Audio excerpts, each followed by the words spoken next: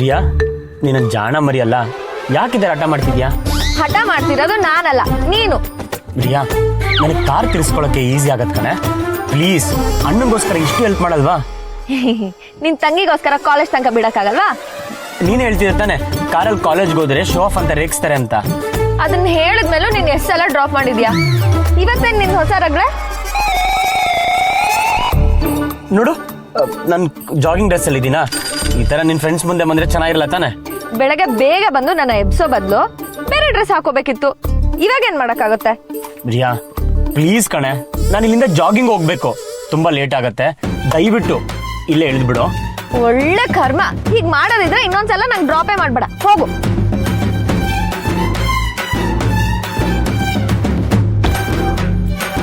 ರಿಯಾ ನಾಳೆ ಕಾಲೇಜ್ಗೂ ನಾನೇ ಡ್ರಾಪ್ ಮಾಡ್ತೀನಿ, ಡೋಂಟ್ ವರಿ. ಹೋಗೋ. ಇನ್ನು ಮಿಷನ್ ಲವ್ ಸ್ಟೋರಿ ಶುರು. Miss Mooguthi, I am coming.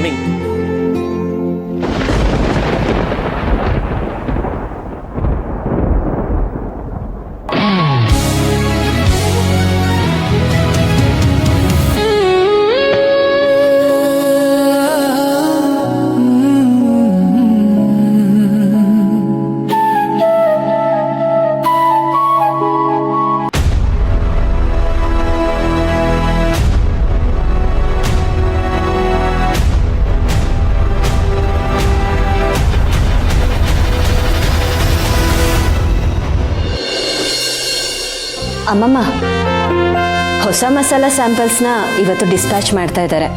Final ಅಪ್ರೂವಲ್ಗೆ ನೀವು ಟೇಸ್ಟ್ ಮಾಡ್ತೀನಿ ಅಂದರೆ ಪಾಂಡು ಹೇಳಿ ತರಿಸ್ತೀನಿ. Approved file ತಂದಿದ್ಯಾ? ಹಾಂ ಅಮ್ಮಮ್ಮ.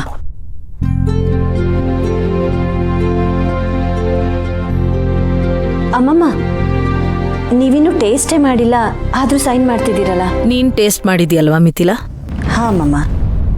ಹಾಗಾದ್ರೆ ಸರಿ, ಎಲ್ಲ ಸರಿಯಾಗೇ ಇರುತ್ತೆ. ಅರು ಮಸಾಲ ಕ್ವಾಲಿಟಿಲಿ ಯಾವತ್ತೂ ಕಾಂಪ್ರಮೈಸ್ ಮಾಡ್ಕೊಳ್ಳಲ್ಲ.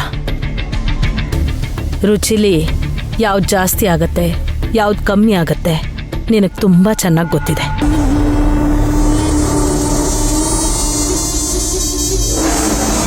ನನಗೆ ನಿನ್ನ ಜಡ್ಜ್ಮೆಂಟ್ ಮೇಲೆ ನಂಬಿಕೆ ಇದೆ.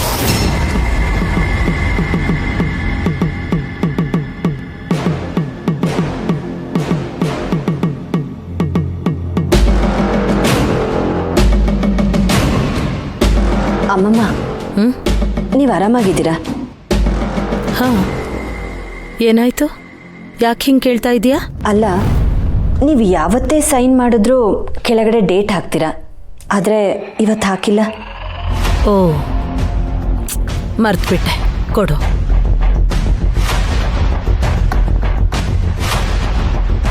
ಅದು ಮರ್ತಿದ್ದ ಅಥವಾ ಬೇರೆ ಯಾವುದೋ ಯೋಚನೆ ಅದನ್ನು ಮರೆಯೋ ಹಾಗೆ ಮಾಡಿದ?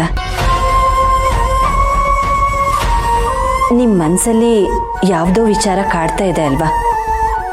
ವಿರಾಜ್ ಮದುವೆ ವಿಷಯನ?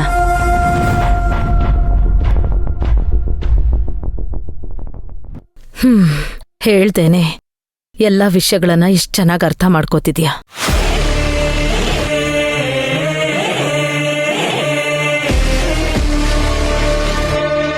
ಆದರೂ ಕೆಲವೊಂದನ್ನು ನೀವು ಮನಸ್ಸು ಬಿಚ್ಚಿ ಮಾತಾಡಿದ್ರೇ ಅರ್ಥ ಆಗೋದು. ನನ್ನ ಹತ್ರ ಹೇಳ್ಕೊಳ್ಬೇಕು ಅನ್ಸಿದ್ರೆ ಪ್ಲೀಸ್ ಹೇಳ್ಕೊಳ್ಳಿ ಅಮ್ಮಮ್ಮ. ನಿನ್ನ ಹತ್ರ ಹೇಳ್ತೇನೆ, ಇನ್ಯಾರತ್ರ ಹೇಳ್ತೀನಿ ಹೇಳು?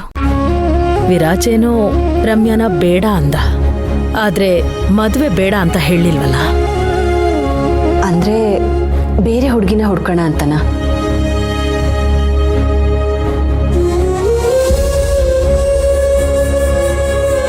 ನೋಡೋಣ ಅಂತ ಅನ್ಕೊಂಡ್ರು ಯಾರನ್ನ ಅಂತ ಹುಡ್ಕೋದಮ್ಮ? ಚಿಕ್ಕ ವಯಸ್ಸಿಂದ ಆಡಿ ಬೆಳೆದು ಅರ್ಥ ಮಾಡ್ಕೊಂಡಿರೋ ಆ ಹುಡುಗಿನೇ ಬೇಡ ಅಂದ. ಹೀಗಿರುವಾಗ ಬೇರೆ ಯಾರು ಅವನ ಮನಸ್ಸಿಗೆ ಹಿಡಿಸ್ಬೋದು? ಮನಸ್ಸಿಗೆ ಯಾರಾದರೂ ಹಿಡಿಸ್ಬೇಕು ಅಂದರೆ ಮನಸ್ಸಲ್ಲಿ ನೆಮ್ಮದಿ ಇರಬೇಕು ಅಲ್ವಾ ಅಮ್ಮಮ್ಮ?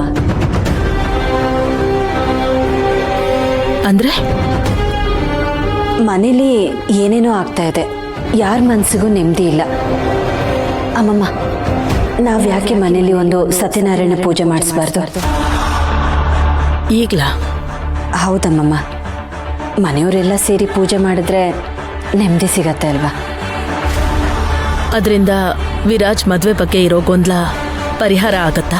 ಗೊತ್ತಿಲ್ಲ, ಆದರೆ ಅದರಿಂದ ಮನಃಶಾಂತಿ ಸಿಗೋದಾದ್ರೆ ಯಾಕೆ ಮಾಡಿಸ್ಬಾರ್ದು ಅಂತ ಅಷ್ಟೆ.